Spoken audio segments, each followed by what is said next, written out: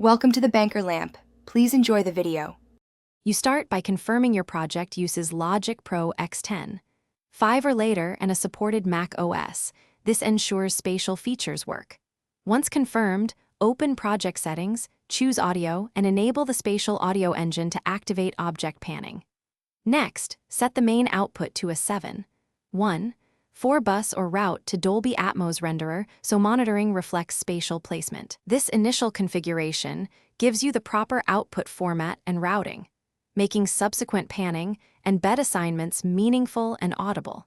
Now assign tracks to beds or objects based on role. Use beds for fixed ambient elements and objects for moving sources. Select a track, open the track inspector, and convert it to an Atmos object or assign it to a bed. This determines how it is decoded.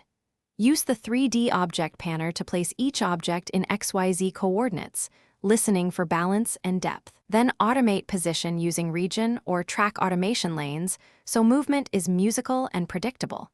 Make small, deliberate changes rather than sweeping leaps. Finish by finalizing levels and checking spatial balance across all playback formats. Use surround meters and LUFS meters to meet loudness targets.